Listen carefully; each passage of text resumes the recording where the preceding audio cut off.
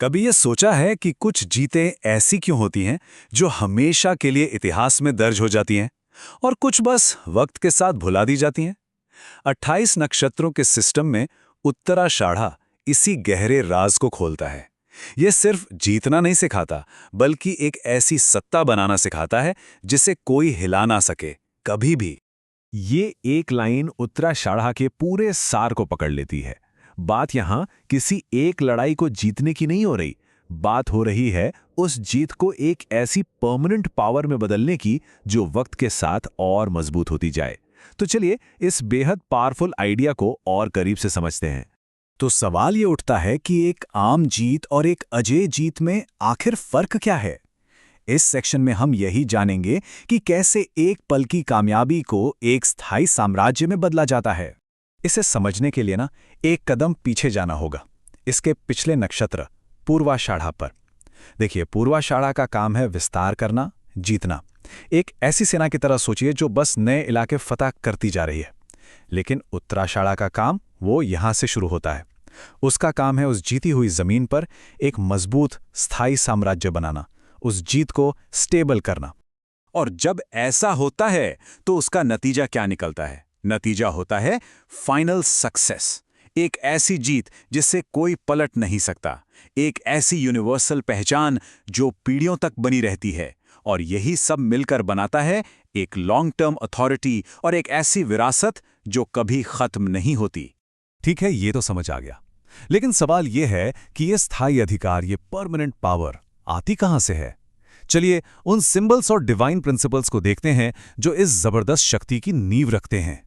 इसका प्रतीक है हाथी का दांत। अब सोचिए, हाथी का दांत सिर्फ ताकत नहीं है, वो गरिमा है, वो स्थायित्व है। एक ऐसी ताकत जो अंदर से आती है, जिसे आप आसानी से तोड़ नहीं सकते, चैलेंज नहीं कर सकते। इस नक्षत्र को जो ऊर्जा चलाती है वो है विश्वदेव। अब इसे किसी पौराणिक कहानी की तरह मत समझिए। इसे ऐसे देखिए जैसे ये यूनिवर्स के नियम हैं, एक यूनिवर्सल इंटेलिजेंस है जो हर चीज में व्यवस्था और स्थिरता बनाए रखती है।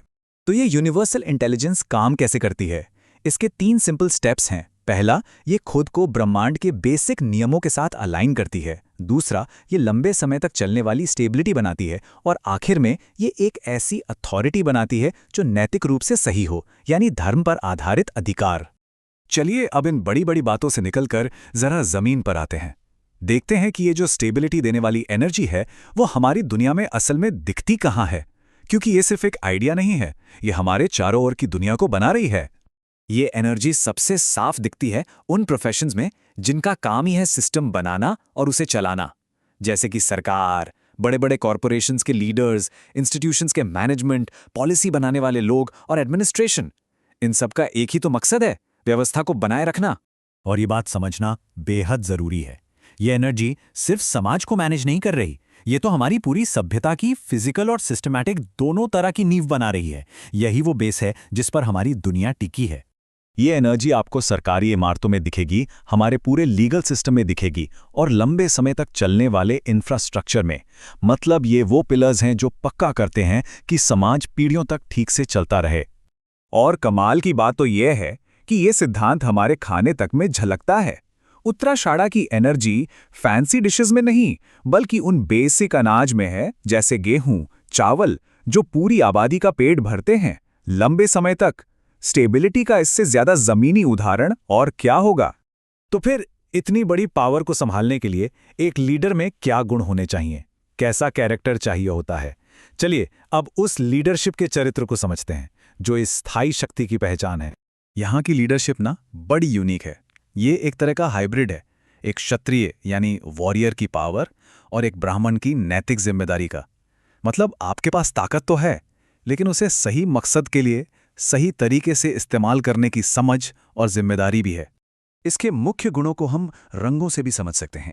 सुनहरा रंग अथॉरिटी का, सफेद रंग नैतिकता और प्योरिटी का, और मिट्टी जैसे रंग जो स्थिरता और फोकस को दिखाते हैं। और हाँ, यही सिद्धांत सिर्फ लीडरशिप पर नहीं बल्कि पर्सनल और प्रोफेशनल रिश्तों पर भी लागू होता है। इस एनर्जी के तहत बने रिश्ते स्टेबल होते हैं, जिम्मेदार होते हैं, लंबे चलते हैं और ड्यूटी पर आधारित होते हैं। ये टिकने वाले बंधन बनाने के बारे में है। तो अब तक हमने जो भी बातें की हैं उन्हें एक साथ जोड़कर देखते हैं।